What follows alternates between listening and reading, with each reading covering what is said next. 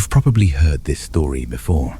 A man in sandals, a bright star, some shepherds and wise men. But that's not what this is. This isn't about miracles or saviors or the end of days. This is about someone else. Someone you don't know. Someone who was born just a little too far from the story. No prophecies, no angels, no gold. Just dust and mud. What was it like to live in the shadow of history? This is what life was like in the time of Jesus. If you like this kind of suffering, you could hit like or comment or subscribe. I mean, you don't have to, but it'd be nice. Anyway, here's the story.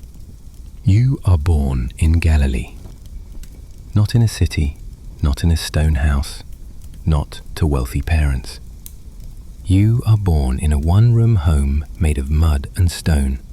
The walls are crooked. The roof leaks when it rains. You sleep on packed earth. You are wrapped in linen, washed with cold water. There is no celebration, only survival. Your father is a carpenter. He makes yokes, wheels, chairs. He works until his hands split. Your mother wakes before the sun. She grinds barley. She stirs lentils. She never complains.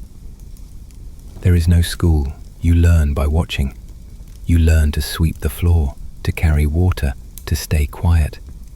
You are 5 when you taste meat. It is stringy and salty, a goat too old to live. You eat bread, olives, lentils, sometimes dried figs, sometimes just bread. You never eat first. You wait for your father. You drink from a clay cup. It tastes like soil. You get used to it. You sleep beside your brother. Everyone shares the same room. You hear snoring, weeping, wind. You don't ask why. At 8, you help in the workshop. You hold planks still, gather shavings. Your fingers bleed from splinters. Your father tells stories sometimes of kings, of exiles. You don't understand, but you nod anyway, thoughtful. You wear a tunic, brown, too long at first, then too short. It smells like wood smoke and sun. When it tears, your mother patches it. When you outgrow it, your brother wears it. Your sandals are thin leather. They rub your ankles raw. You walk on dirt. When it rains, it becomes mud. When it dries, it cracks. There are no toys. You play with sticks, with stones. You pretend to herd goats. You pretend to be a Roman soldier. Once, your mother tells you never to do that again. You don't ask why. When you are 10, your family travels to Jerusalem. You walk for days. Your feet bleed. Your shoulders ache. You sleep under fig trees. The city is loud. It smells like dung and lamb fat. Soldiers march through the streets. You don't look up. Your father brings a lamb to the temple. You don't know why. The priest slits its throat. The crowd cheers. You just stare at the blood. You walk home slower than before. At 12, you work full days. You carry wood, sharpen blades, tie bundles. Your back hurts. No one asks. Your mother saves coins. Quietly, she speaks with neighbors. She is preparing for your marriage. You have not met the girl. You don't dream much. Once you dreamed of the sea, you have never seen the sea. A teacher comes to the village. He speaks of the law, of Moses. You listen, you nod, you remember none of it. You go to the synagogue on the Sabbath. You sit still. You try not to cough. You try not to sleep. You don't speak much. Just yes, no, thank you. Sometimes, amen. You are not happy. You are not sad. You exist, like a shadow at dusk. At 15, you help build a house for your cousin. You carry bricks uphill. You slip. You cut your hand. No one notices. The sun burns your skin. The flies bite your neck. Your tunic clings to your back with sweat. At night, you lie beside the fire. You look at the stars. Your grandfather told you their names once. He is gone now. His name is not spoken anymore, but you remember his cough. A preacher comes from Nazareth. He speaks about peace, about the poor, about the kingdom of heaven. You don't understand what he means, but you listen. You are 16. You marry. There is no celebration, no wine, only bread and silence. She comes to live with you. She cooks, she weaves, she watches you eat. Days pass. The wheat grows, then dies. The well dries, then fills. You pray, then forget, then remember. Another thief is crucified by the Romans. You don't ask what he did. You don't ask anything. You wake, you work, you sleep. That is life. You are 17. You wake before the sun. You carry firewood. You patch the roof. You help your father. You help your wife. You do not complain. She is quiet. She kneads dough. She mends cloth. She does not laugh. You sleep beside her. Her hands are always dry. Her back aches. Your father grows slower. He speaks less. His beard is whiter. You do not ask if he is sick. Your brother is 11.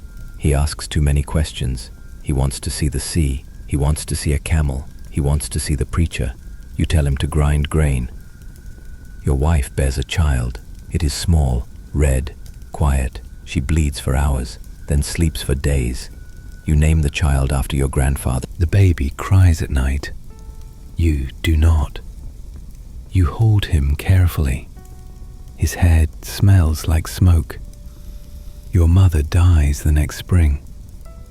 She is buried near the olive trees. There is no marker, only rocks. Your father says nothing for weeks. Then, one morning, he doesn't wake up. You dig 2 graves in the same week. You don't cry. You don't speak. You build a chair the next day. Then a cart. Then a fence. You never stop. The Romans raise taxes again. You give more grain. You give more goats. You give more silence. A soldier takes your neighbor's daughter. He laughs. No one says anything. She does not return. You are 20. The synagogue leader preaches about obedience. He says God rewards the faithful. You nod. Your wife is tired. She cooks slower. She walks slower. Your son begins to walk. He falls often. He always gets back up. You watch him fall again and again. You say nothing. You just keep watching. There is drought, then flood. Your harvest is small. Your debts are not. You borrow coins. You sell your tools. You patch your sandals. You are 23 when your second child is born, a girl. You hope she is quiet. She is not. She cries often. You hush her with bread soaked in wine. Your brother leaves for Jerusalem. He says he wants to study. He writes once, then never again. The preacher is killed.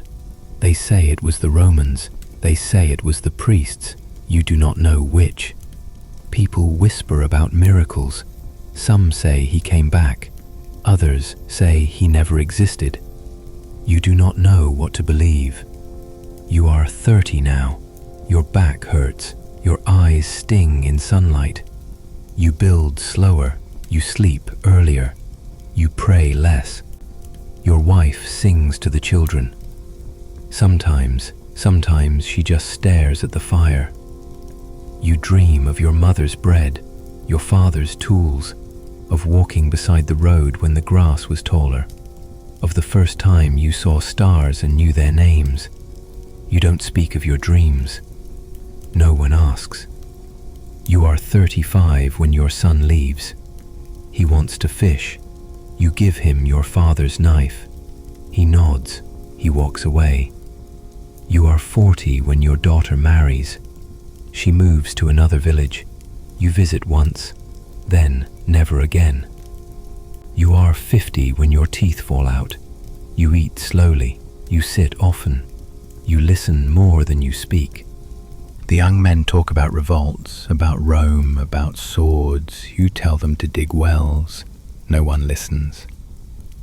The synagogue is quieter now. Fewer men come, fewer children laugh. You sit in the corner. You close your eyes. You wake up. You eat. You sit. You sleep. The sky is still blue. The bread is still warm. The dirt is still dirt. That is life. You're 60. Your joints crack when you stand. Your knees swell in the cold. You eat whatever is soft, mostly broth, mostly bread soaked in oil. Your wife hums songs from her youth. You don't remember them, but you listen.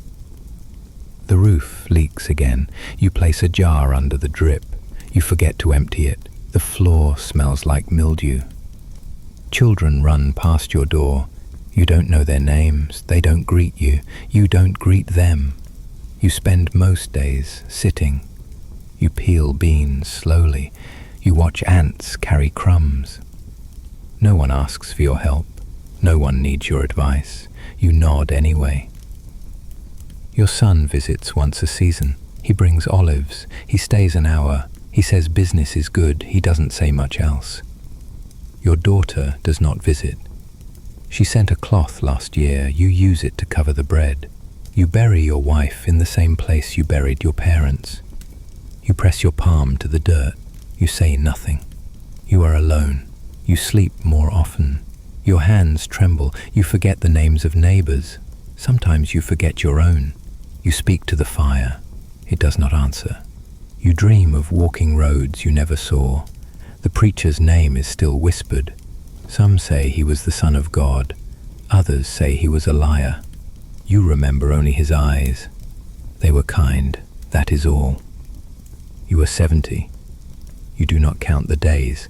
You count the noises at night, the wind, the mice, your own breath.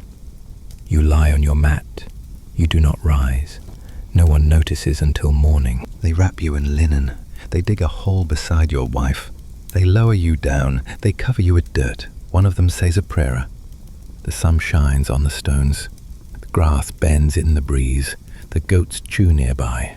No one cries. No one sings. No one remembers what you look like. That is death. You are 40. Your hairs ache in the cold. Your eyes squint in the sun. You build slower now. You speak less. Your wife rises before you. She kneads dough with slower hands. Your son is almost grown. He asks questions you do not answer. Your daughter weaves cloth. She sings when no one listens. She blushes when the neighbor's boy comes to trade olives. You do not comment. You sharpen your tools. You wonder how old your father was when he stopped caring about figs. The preacher's name is still whispered. Some call him a prophet, others a fraud. You remember his voice, not his words. The taxes rise again. The grain is short. You sell your cart. You carry wood on your back. You visit your brother's grave. It is just stones and dust now. You speak his name aloud. No one hears it. You are 45. Your daughter is promised to a man from the next village. He smells like sheep. He brings wine. He smiles too much. She leaves with him. Your wife weaves quietly. You do not hold her. Your son wants to fish. He talks of boats, of salt, of wind. You hand him your father's knife. He leaves at dawn. He does not turn back. Your home is quieter now. The fire seems louder, the night longer. You begin to forget things, where you place the hammer, what day the market is. Your wife reminds you. She touches your arm. You nod. You are 55. The world does not change much, but you do. Your feet swell in the afternoons. You sit earlier. You try slower. You eat less. Even when there is food, your neighbor's son is taken by soldiers. They say he spoke too freely. You do not speak freely. At market, the fish is smaller. The scales fall apart in your hands. You buy anyway. You tell the seller it is enough. You both know it is not. Your wife talks to herself sometimes. You do not interrupt her. Her voice calms the room, more than prayers. Your home leans slightly to the left. The floor dips near the fire. You stop fixing it. The figs do not ripen the same. The olives are fewer this season. Your teeth ache when you chew them. The synagogue roof leaks in 2 places. The scrolls are drying in the sun. The rabbi coughs between verses. No one looks up. Your friend dies. He was younger than you. He slipped near the well. You help carry him to the hill. You dig with your own hands. You say nothing. Your wife's knees crack when she kneels. She prays anyway. You hear less now. You nod more. People begin to speak slower around you. You pretend not to notice. The preacher's name returns in whispers, not from believers, from watchers, from guards. You hear his name beside words like traitor and ghost. You no longer wonder what happened to him. You wonder why they are still afraid of him. Your grandson visits. He carries a wooden toy. He asks if you made it. You shake your head. He smiles anyway. He runs in circles. You watch. He asks if God has feet. You say, probably. He laughs. You laugh once. A storm hits. The roof breaks again. The fire goes out. You sit in the dark. You remember the silence of the temple in Jerusalem. You remember blood. You remember the priest's robe. You do not sleep that night. You sit with your eyes open until the sun returns. You are 59. You feel older than stone. Your bones no longer argue. They accept. The tax collector forgets your name once. You remind him, then wish you hadn't. You visit your daughter. Her husband speaks too quickly. Her children do not ask who you are. You peel carrots for her stew. She kisses your forehead when you leave. You do not wash your face for 2 days. You walk home slower than before. You step around holes you used to jump. You are 60. The well near your home dries. You carry water from farther away. You rest every 20 steps. Your wife watches from the door. She doesn't stop you. You hear singing from a wedding nearby. You cannot remember the last one you attended. You stop carving wood. Your fingers do not obey. You hold a chisel, then let it fall. You do not try again.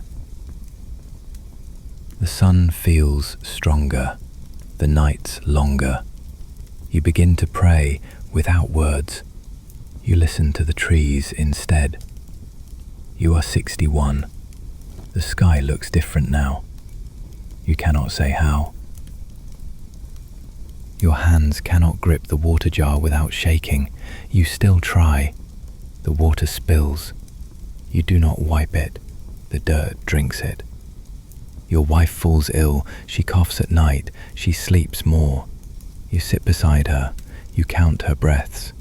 She says she sees her mother in dreams. You nod. You don't tell her you see nothing. You stop going to synagogue.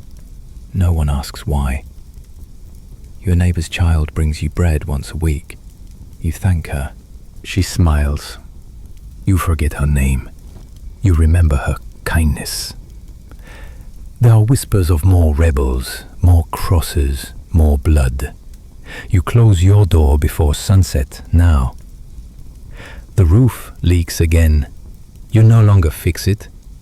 You place bowls under the drips. Sometimes you forget to empty them. The floor turns dark. You find a beetle in your stew. You eat around it. You remember a time when even stew was rare. Your wife speaks less. When she does, Her voice is sand.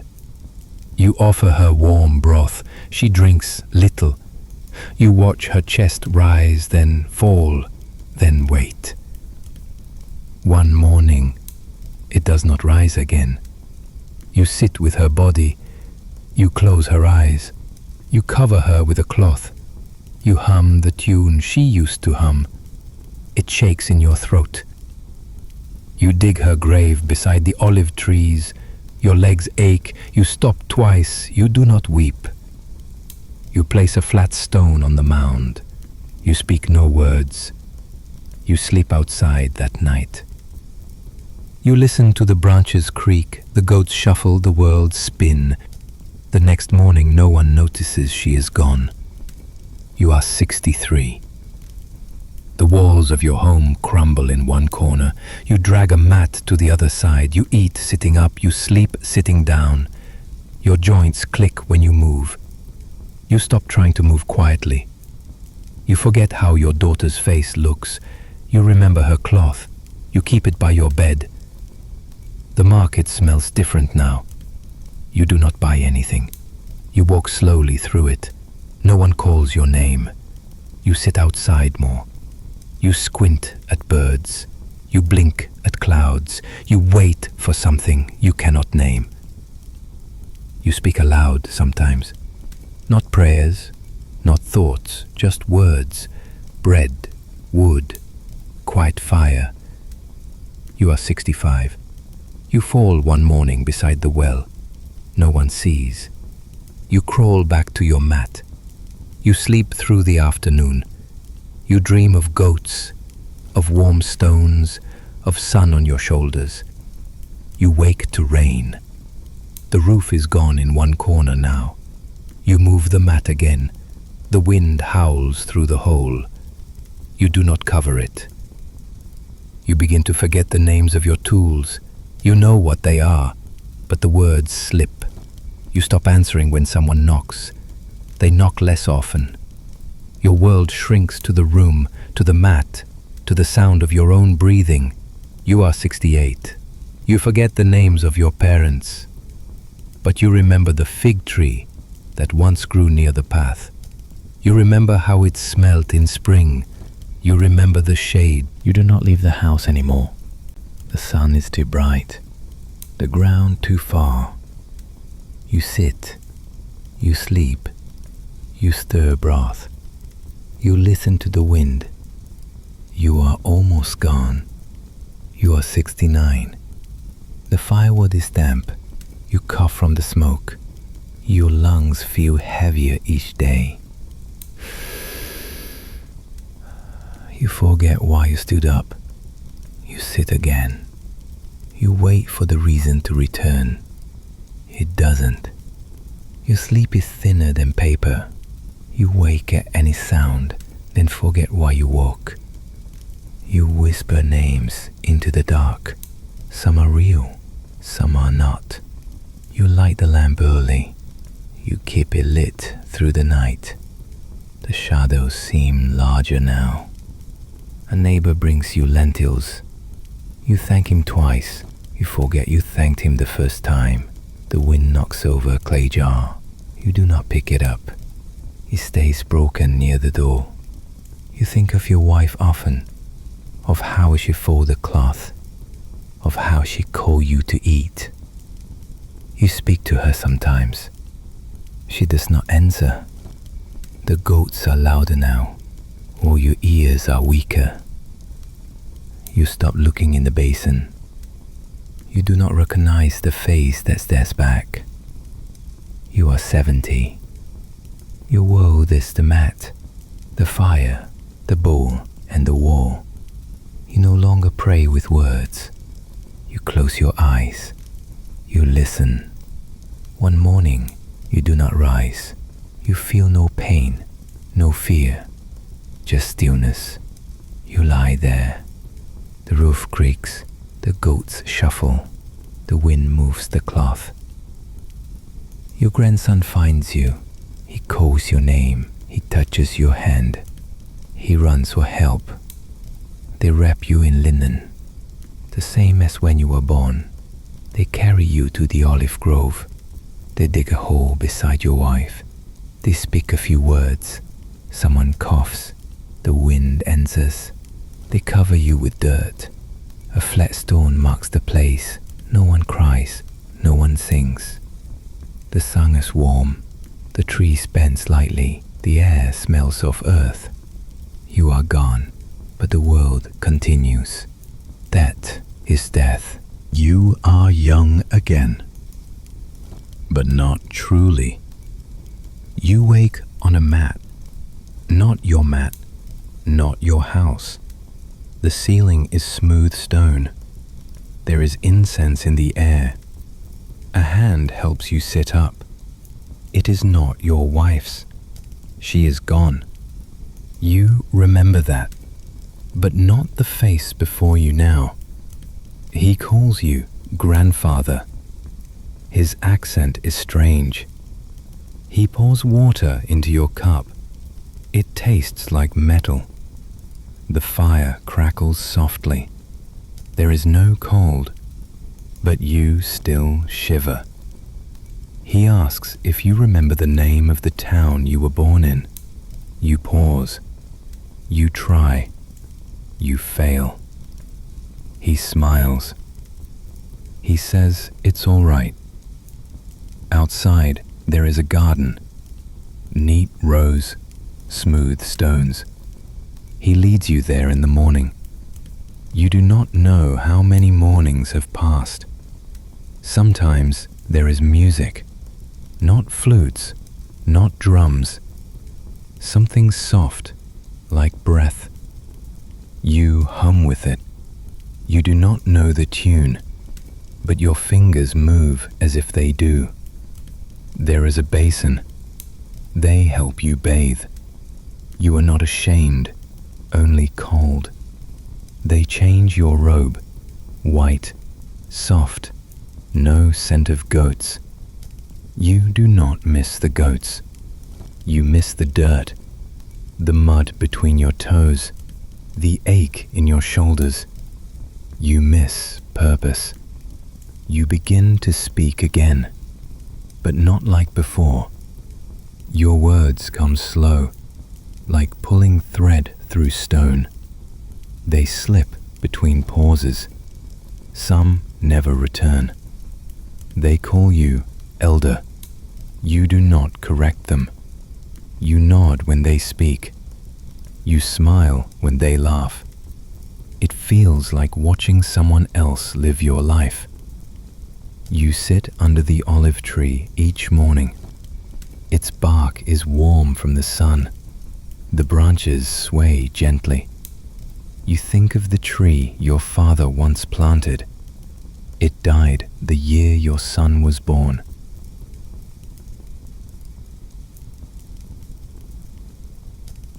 A young boy visits.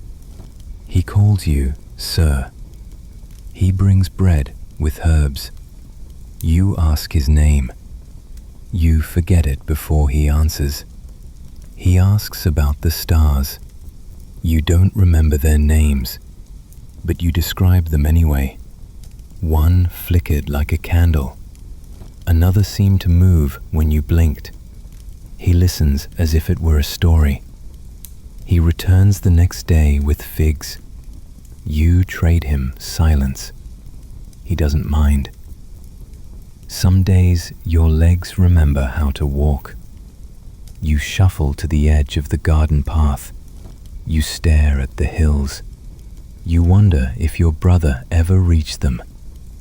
You remember his sandals, his grin, his hunger for the world. Then you forget again. A visitor comes one afternoon. He wears rings. His voice is loud. He says he met the preacher, the one from Nazareth. You ask what his eyes looked like. He pauses. He talks about miracles. He says he saw him walk on water. You nod, though you don't believe him.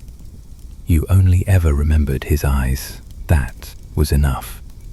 The boy returns. He asks if you ever saw a lion.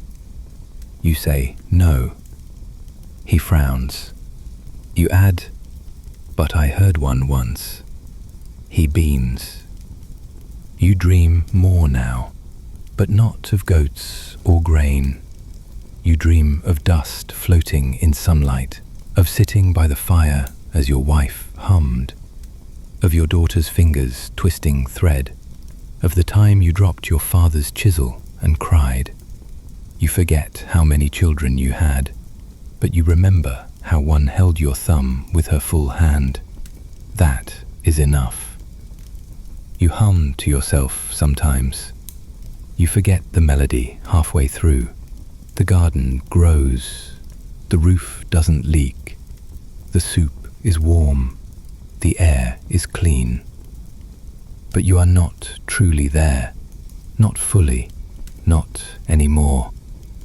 You begin to fade day by day, not all at once, like smoke through fingers. Some days you vanish by noon, some days you return before dusk.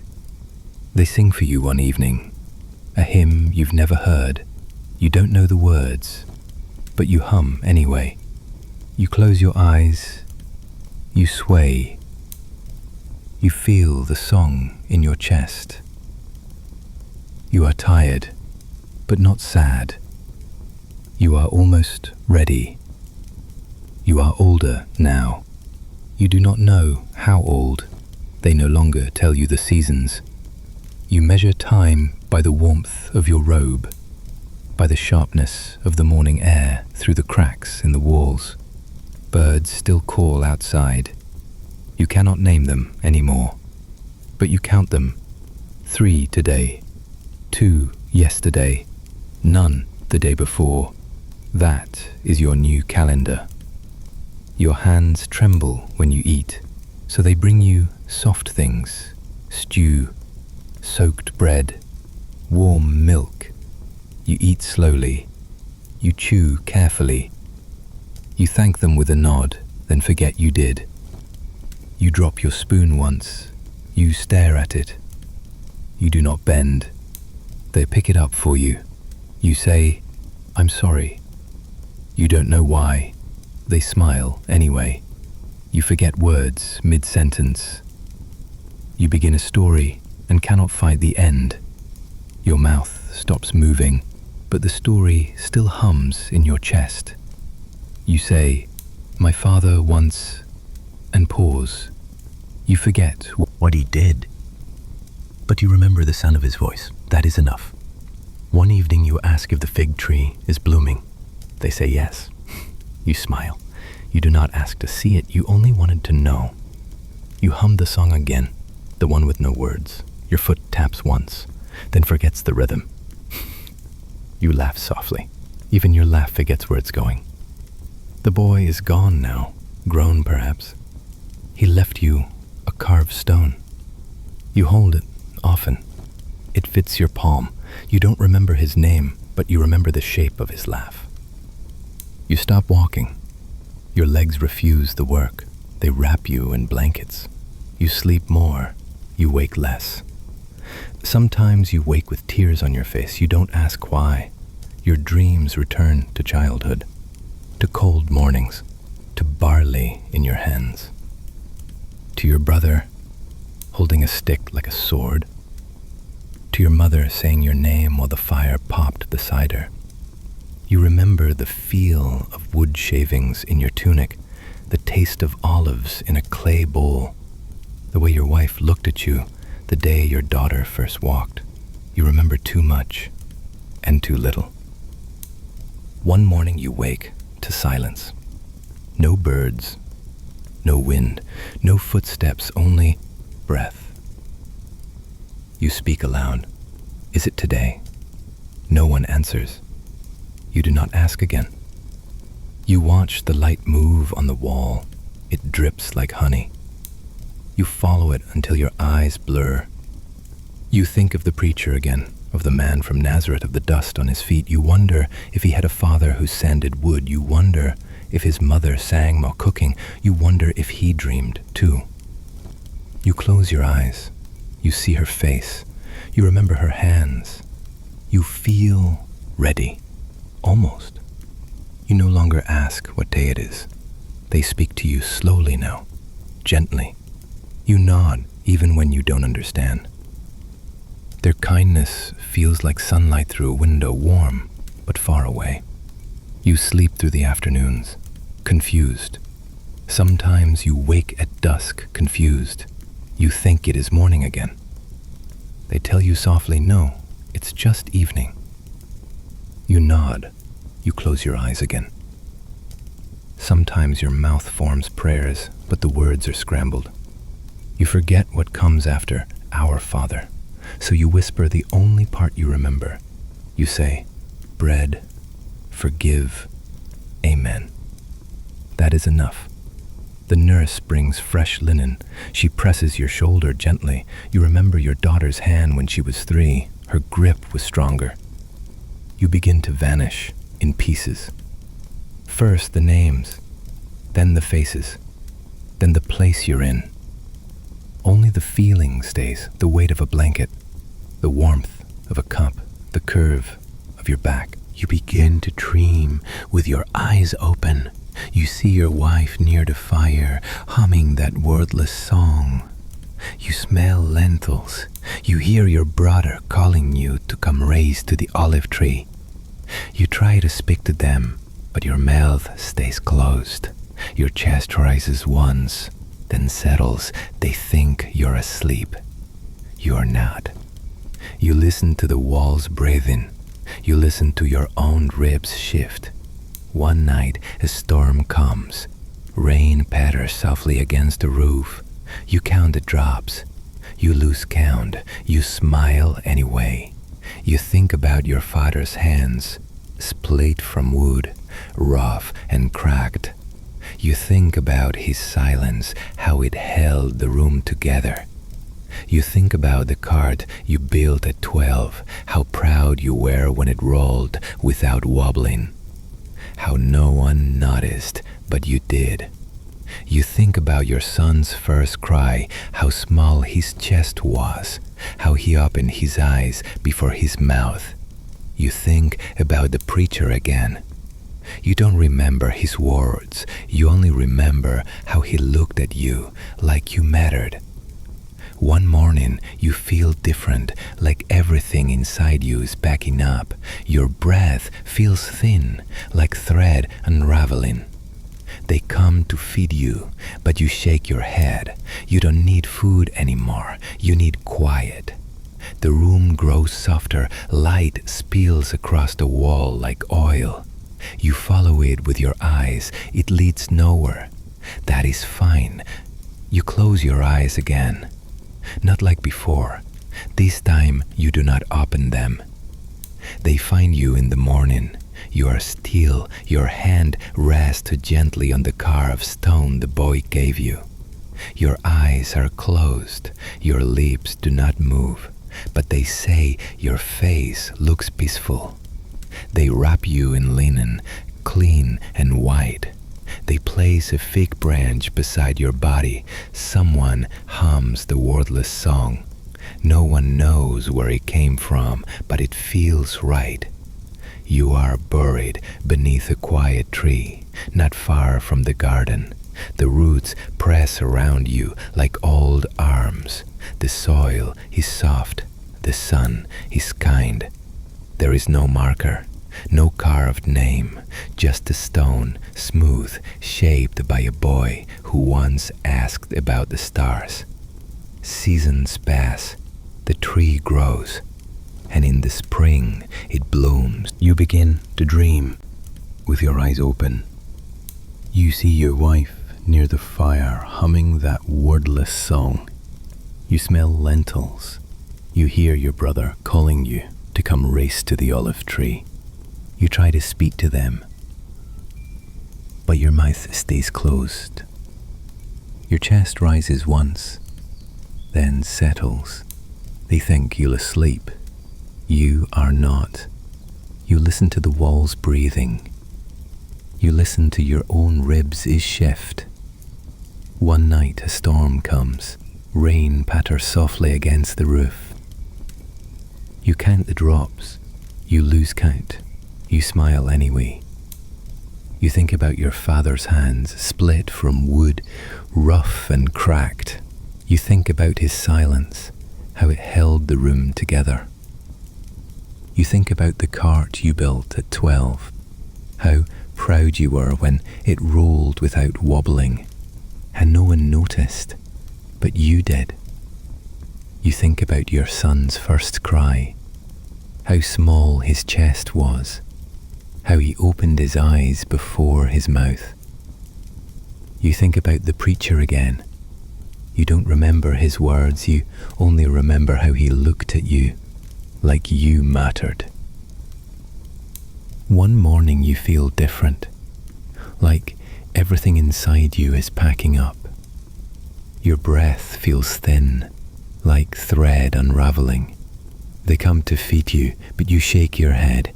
You don't need food anymore. You need quiet. The room grows softer. Light spills across the wall like oil. You follow it with your eyes. It leads nowhere. That is fine. You close your eyes again. Not like before. This time, you do not open them. They find you in the morning. You are still. Your hand rests gently on the carved stone the boy gave you. Your eyes are closed. Your lips do not move, but they say. Your face looks peaceful. They wrap you in linen, clean and white. They place a fig branch beside your body. Someone hums the wordless song. No one knows where it came from, but it feels right. You are buried beneath a quiet tree, not far from the garden. The roots press around you like old arms. The soil is soft. The sun is kind. There is no marker, no carved name, just a stone, smooth, shaped by a boy who once asked about the stars. Seasons pass. The tree grows, and in the spring, it blooms. The tree still blooms. They do not know your name, but the gardener waters the roots carefully. He says the soil is good here. He says the shade is kind. He does not know why the soil feels sacred. He does not question it. Children play nearby. They run past your grave. They do not see it. They laugh anyway. They chase each other through the tall grass. Their sandals slap the ground. Dust kicks up. It settles again. One girl sits beneath the branches. She braids grass into a ring. She hums without knowing why. The tune has no words. Her eyes close. She leans her head against the bark. A traveller rests under the tree. He eats dried figs. He leaves behind a stone. He whispers something before he stands. No one hears what he says, but he bows his head. He stays longer than he planned. The tree grows. Its trunk thickens. Its roots push deeper. They reach the linen. They reach the bones. They tangle with memory. You are part of the tree now. You are not alone. The wind moves through the branches. It sounds like breathing. Sometimes it sounds like prayer. A boy climbs its branches. He carves his name in the bark. He does not know yours, but he writes it anyway. Wrong, but close. His knife is dull. His hand trembles. The village changes. Stone paths replace dust. New homes rise where sheep once grazed. The bakery moves closer to the well. The well runs deeper. But the tree stays. You remain. Rain still falls. Sun still warms the bark. Birds still sing at dawn. Nothing is different. Everything is new. People gather sometimes. They speak of laws, of trade, of loss. No one mentions you. But they sit near the roots. They grow quiet. They feel watched, but not judged. A young teacher walks through the town. He stops at the tree. He places his hand on the bark. He closes his eyes. He says, "Peace." Then he walks on. No one notices, but the gardener returns with a pail. He sprinkles water with care. He hums the same melody as the girl once did. He doesn't realize. You are not waiting. You are not longing. You simply are. In the leaves, the child finds a feather. She holds it like treasure. She tells her brother. The tree gives gifts. He laughs. But later, he returns alone to look. The tree does not speak, but it is always listening. Centuries pass. New rulers come. New flags wave. But the path to the tree stays worn. People sit beneath its shade. They speak softly. They leave with quieter hearts. No one remembers the carpenter, or his son, or the goats, or the sandals. But something remains. Something settles in the soil. It grows heavier with each season. A scribe walks the road. He carries scrolls tied with string. He stops at the tree. He eats in silence. He writes a name in his book. Not yours, but a name that feels familiar. He does not know why. The sun shifts. A drought scorches the fields. The tree survives. Its roots remember rain. They drink from memory. A child asks why the tree stands alone. Her grandmother shrugs. She says, "It was always here." That is answer enough, and that is all she remembers. The temple falls, stones crash, fires roar, but the tree does not flinch. Ash coats its leaves. Still, it grows. Still, it offers shade. Time folds. Years slide like dust. Men become stories. Stories become silence. But the tree remembers. It leans slightly now. Its branches curve toward the east, toward the hills you once watched, the hills where goats grazed, where sandals kicked up dust. A woman, sobbing, weeps beneath it. Her grief has no words. The bark does not judge. It only listens. She ties a red ribbon to a branch. It flutters for days, then disappears. No one saw her leave, but the ribbon remains. For a while. Another child climbs. He finds something hidden in the crook of a limb. A stone, carved long ago. He holds it. He pockets it. He does not know why, but it feels like it belongs. And so, the tree continues. It holds the weight of forgotten things, of sandals and songs, of bread and quiet prayers, of your hands and your silence. A windstorm breaks a limb. It falls quietly. No one notices.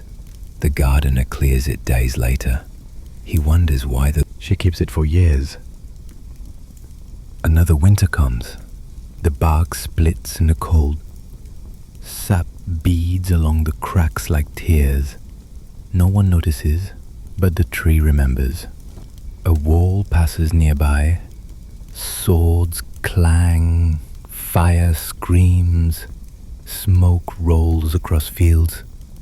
But the tree survives. It always does. Afterward, a soldier leans against it. His armor is dented. His face is young. He cries, not loudly, just enough for the bark to feel wet. He does not return. A wedding is held nearby.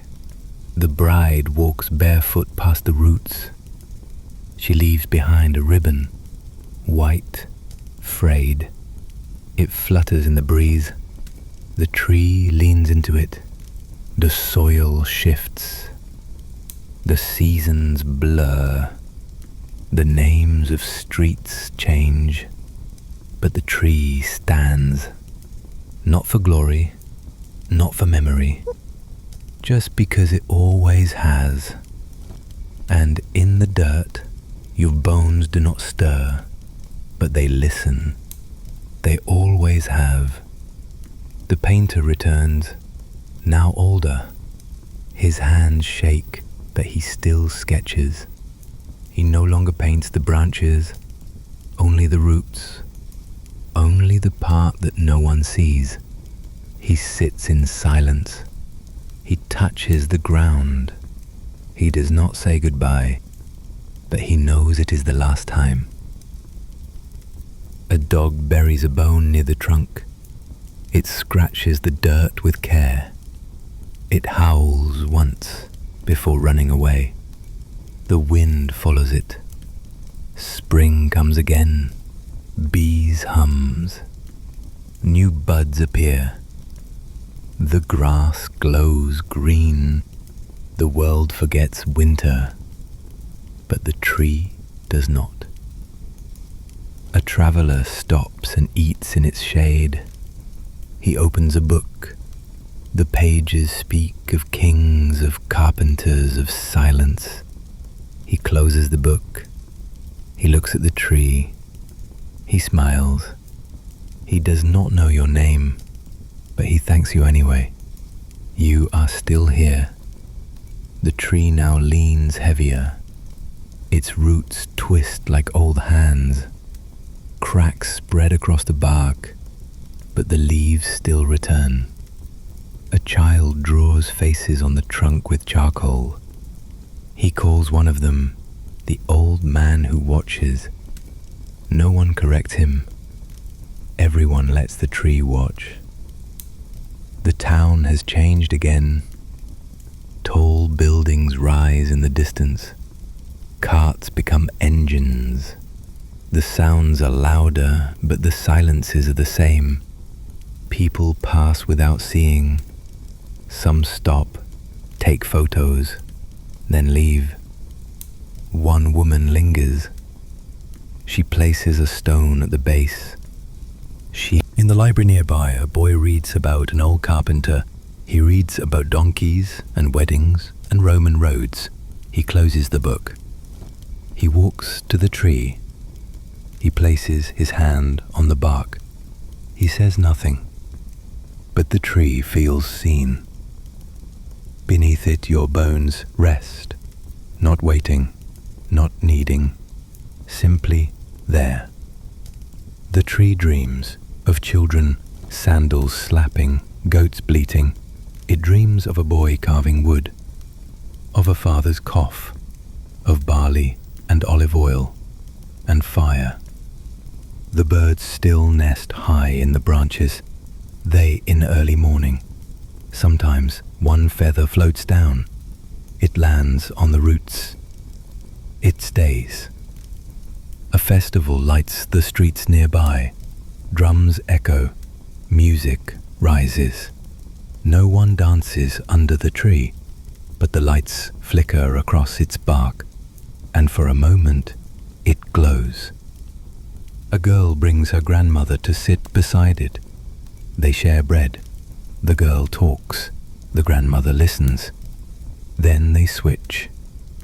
Neither of them speak your name, but you are there between their words. Someone reads a poem aloud. It is not about you, but the tree remembers every line, and in its silence it carries you forward. Year by year, generation by generation, beneath bark, beneath breath, not because you were great, not because you were known, but because you were, and still are. An artist sets up an easel near the trunk. She paints the tree in gold and ash. She adds a figure standing beside it. No face, no name, just a shadow in linen. She doesn't know why. She just paints. Later, a child walks by and points. He asks, curious, "Who is that?" His mother says, casual, "No one important." The tree disagrees, but it says nothing. Seasons blur again. Winter touches the branches. Frost curls the edges of each leaf. But they do not fall yet. You are not waiting for anything. You are not gone. You are not remembered. You simply are.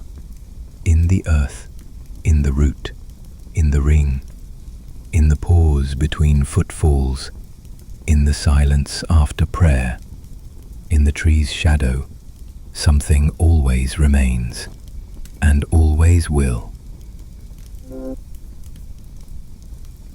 Picture this. It's Friday afternoon. The sun is setting behind the city skyline, casting that perfect golden glow through your apartment window. Your phone pings with a notification that makes your heart flutter just a little bit. Your paycheck has landed in your account. For one beautiful fleeting moment, you feel rich. You take a deep breath, sinking into your slightly worn couch, the one with that mysterious stain you've given up trying to identify. This time, you whisper to yourself, this time will be different.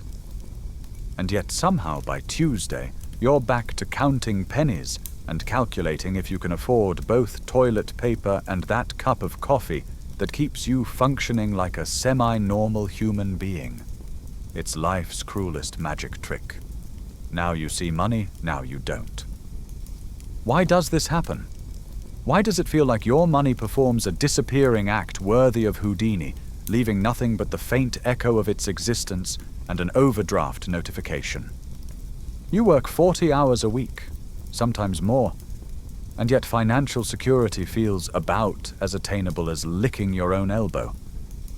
Let's settle in for a while, shall we? Grab that worn blanket, the one that's been with you since college. Make yourself comfortable. This is a story about all of us, the perpetually, inexplicably broke working folk of the world.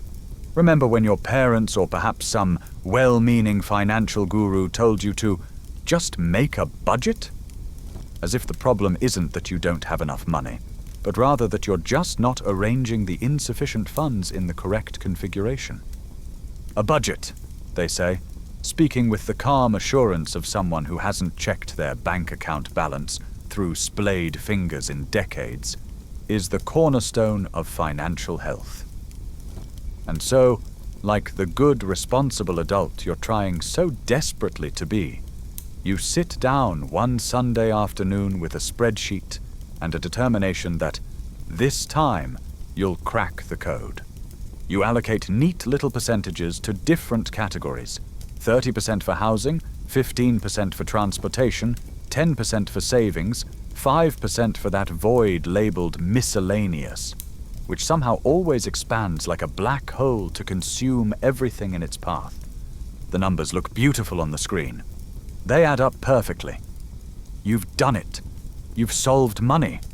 Your spreadsheet is a masterpiece of financial planning that would make even the sternest accountant shed a tear of joy. Then reality happens. Your car, which had been making that concerning rattling sound you've been studiously ignoring for weeks, finally decides it's had enough of your neglect and requires a $600 repair. Your best friend announces their destination wedding in Bali, apparently forgetting that not everyone has a trust fund. The price of eggs suddenly doubles because somewhere a chicken union successfully negotiated better working conditions.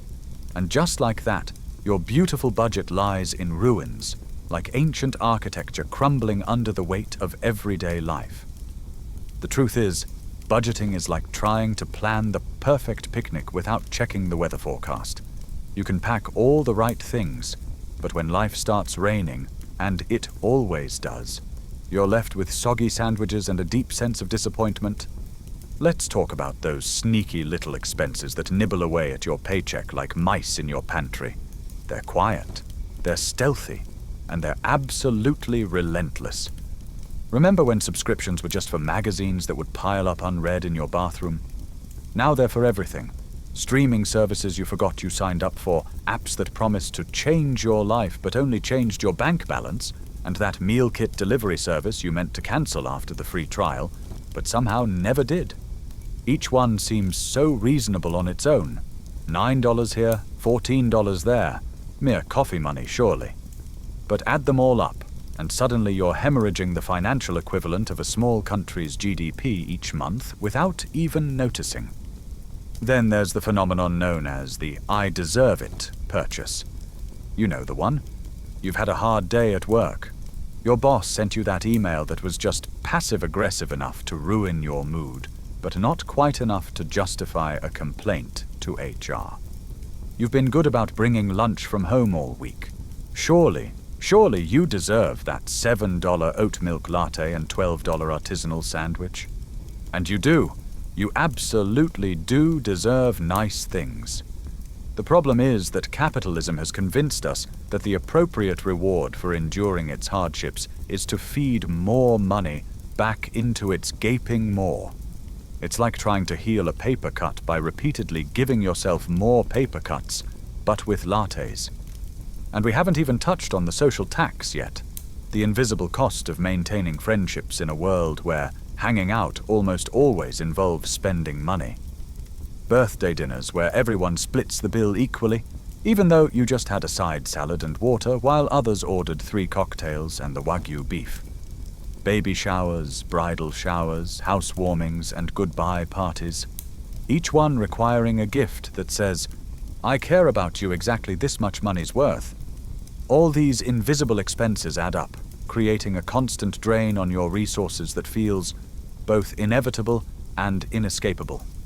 It's no wonder your paycheck evaporates faster than a drop of water on a hot summer sidewalk. Now, let's address the elephant in the room, the one wearing the "I've been standing here since the 1970s, but nobody wants to talk about me" t-shirt. While the cost of, well, everything has been climbing steadily upward like an enthusiastic hiker tackling Everest, wages have been moving with all the momentum of a sloth on sedatives. That's not just how it feels, it's economic reality. If wages had kept pace with productivity and inflation since the 1970s, the average worker would be making significantly more than they are now. Instead, most of us are working harder, producing more, and somehow ending up with paychecks that stretch less far with each passing year. It's like running on a treadmill that keeps speeding up while someone gradually increases the incline. No matter how fast you run, you're not getting anywhere. You're just getting more exhausted. When your grandparents bought their first home, it cost about 2 to 3 times their annual income. Now, in many cities, the average home costs 10 times the average annual income, or more. Your grandparents didn't have avocado toast superpowers. They had an economy that hadn't yet been optimized to extract every last penny from the working class. And it's not just housing. Education, healthcare, childcare, the big ticket items that make up the backbone of a stable life have all increased in price, at rates that make the rest of inflation look positively lethargic. So when you're lying awake at night, wondering why your full-time job doesn't seem to cover a life that your parents or grandparents could afford working the same hours, remember, it's not you. You're not worse with money. You're not making poorer choices. You're running a race where the finish line keeps moving further away, and someone's replaced your running shoes with flip-flops. Let's settle deeper into our comfy spot and talk about something we all do but rarely admit to, comparing our financial situation to everyone else's and coming to the devastating conclusion that somehow everyone else has figured it out except us. Social media doesn't help. Your feed is probably full of friends, and friends, posting pictures from their European vacations, showing off their newly renovated kitchens, or casually dropping photos of their brand new car with captions like, "New baby," as if they just happened to find a Lexus on their doorstep one morning. What you don't see are the credit card statements, the family loans, the side hustles, or the inheritance that made those things possible. Nobody posts a selfie with their student loan balance or shares their credit score as an Instagram story. It's like comparing your everyday reality to everyone else's highlight reel, but for money. And it creates this persistent feeling that you must be doing something terribly wrong, because look at Jessica from high school with her perfect house and yearly trips to Bora Bora. She works in marketing, for crying out loud. What secret does she know that you don't? The truth is much less exciting. For every person flaunting apparent wealth, there's a story behind it that's rarely as glamorous as it appears. Maybe they're in debt up to their eyeballs. Maybe they live with 4 roommates in a converted closet to save on rent. Maybe their parents pay their phone bill, their car insurance, and put a down payment on their condo. Or maybe, and this is important, maybe they're in exactly the same boat as you, but they're just better at creating the illusion of financial stability for their social media audience. The comparison trap makes you feel uniquely bad at managing money, when in reality, most people are paddling furiously underwater while trying to look serene on the surface. It's exhausting for everyone involved, and it compounds that feeling of perpetual brokenness, even when, objectively, you might be doing okay. The side hustle. Once upon a time, working a second job was seen as an unfortunate necessity for those struggling to make ends meet. Now, it's been glamorized, hashtagged, and turned into a lifestyle brand. Rise and grind. Never not working. Sleep is for the weak. The gig economy has convinced an entire generation that if they're not monetizing every hobby, skill, and free minute of their day, they're somehow failing at capitalism. Can you knit? Sell those scarves on Etsy? Can you drive? Uber in your free time?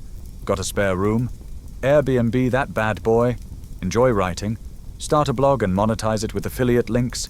The pressure to transform every aspect of your existence into a revenue stream is exhausting.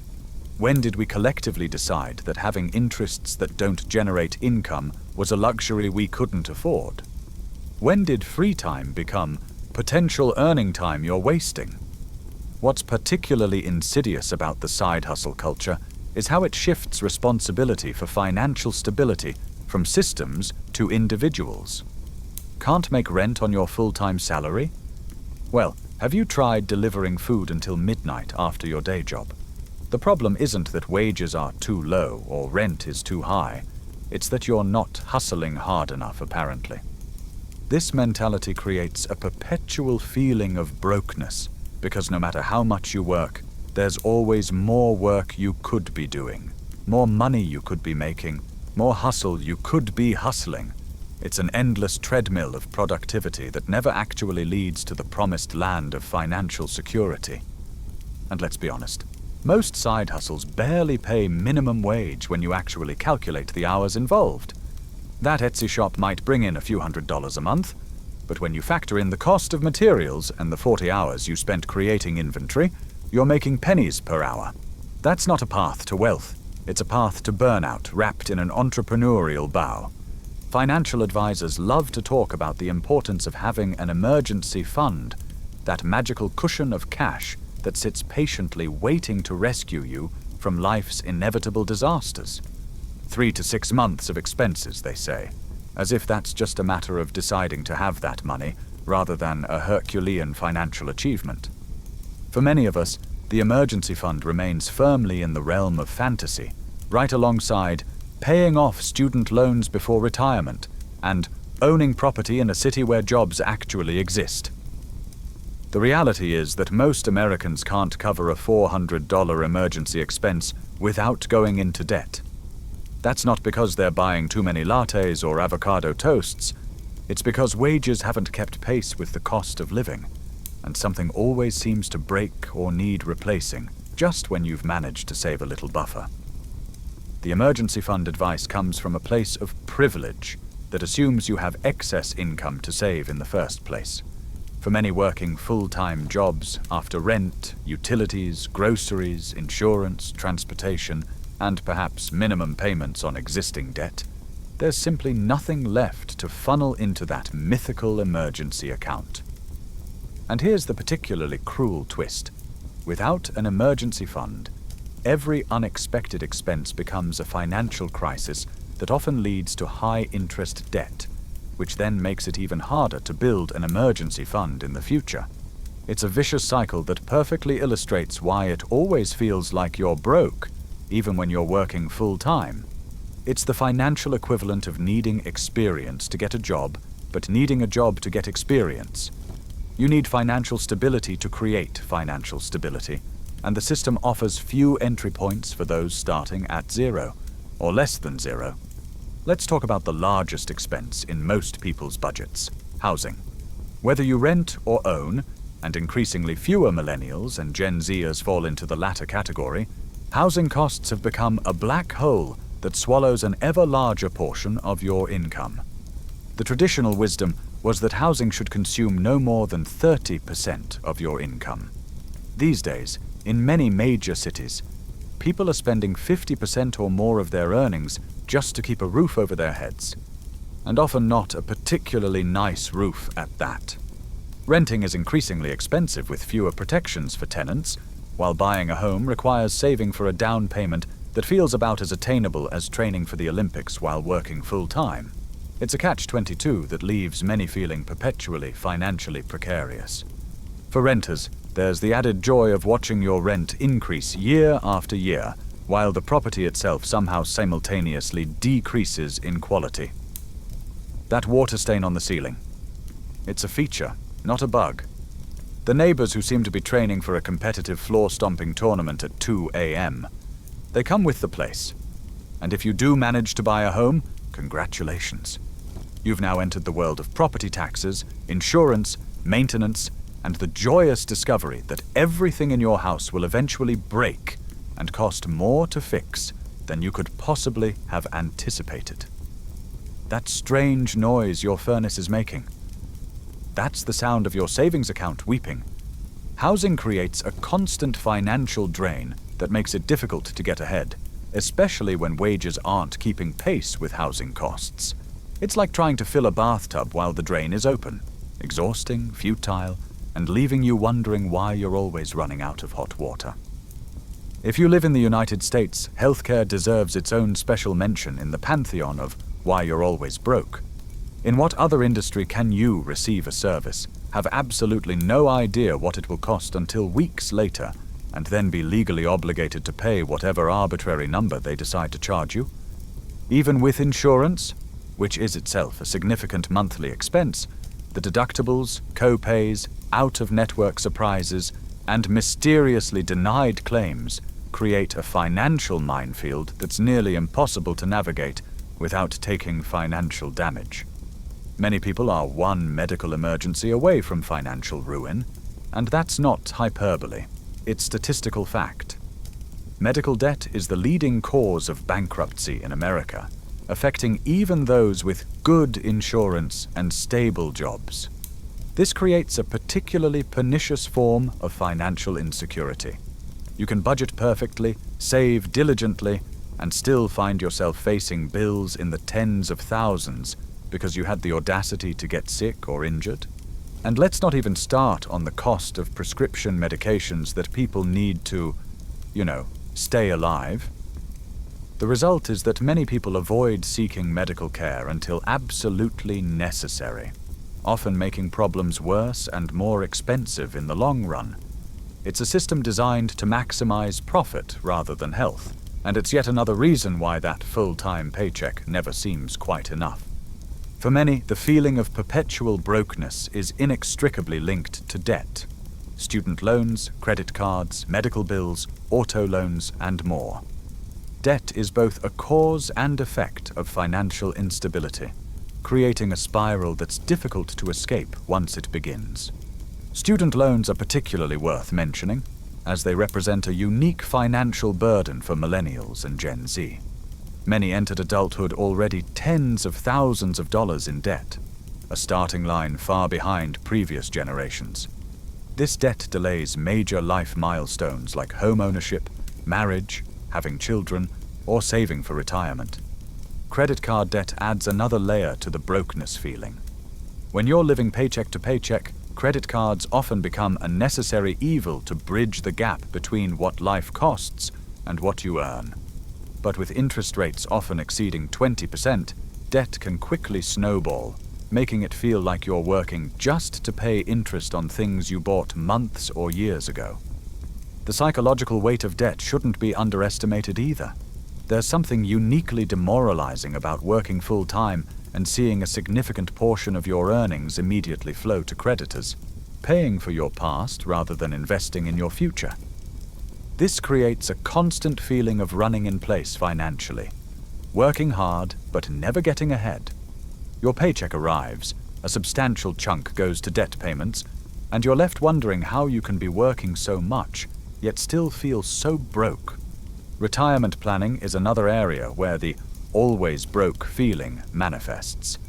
Financial advisors cheerfully suggest saving 15% of your income for retirement, as if that's a simple matter of prioritization rather than mathematical impossibility for many working people.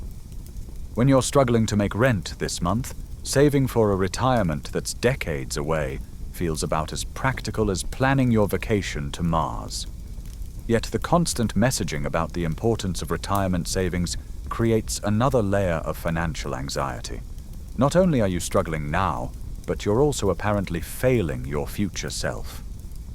The shift from pension plans to 401ks and IRAs transferred the responsibility of retirement planning from employers to individuals, often without transferring the knowledge or resources needed to make that planning successful. Many people don't have access to employer-sponsored retirement plans at all, making saving even more difficult. This creates yet another arena where it feels like you're financially inadequate, contributing to that persistent feeling of brokenness despite working full-time. You're caught between addressing immediate financial needs and the looming specter of an uncertain future, with resources that seem insufficient for either. So here we are, lying in bed, staring at the ceiling, wondering why 40 hours of work each week doesn't translate to financial security.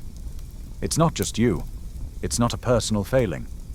It's a combination of stagnant wages, rising costs, systematic shifts of financial risk from institutions to individuals, and an economic system that often feels rigged against the average worker. But there are small comforts to be found, even in this financial obstacle course we're all navigating. First, recognize that the feeling of being perpetually broke despite working full-time is an almost universal experience in our generation. That Instagram friend who seems to have it all figured out? They're probably just as anxious about money as you are.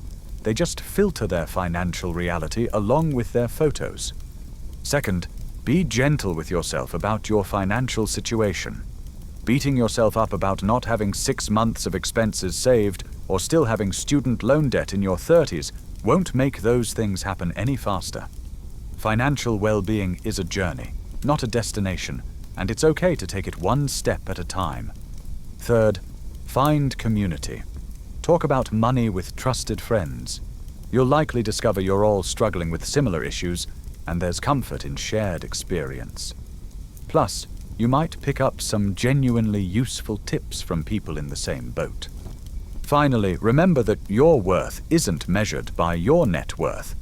In a culture that often equates financial success with personal value, it's revolutionary to reject that notion. You are not your bank account balance. You are not your credit score. You are not your debt-to-income ratio. As you drift off to sleep tonight, perhaps still worried about bills or saving, or that mysterious car noise that's probably going to cost a fortune to fix, remember that you're doing the best you can with the resources you have in an economic system that wasn't designed for your success. And that's not just okay, it's actually pretty impressive. Sweet dreams, fellow broke but still breathing humans. May your bank account notifications bring you joy. May your bills be mysteriously less than expected. And may we all someday live in a world where working full-time actually means having enough. Until then, we'll keep comparing grocery store prices, splitting streaming service subscriptions with friends, and wondering why it always feels like we're broke. Even when we're working full-time,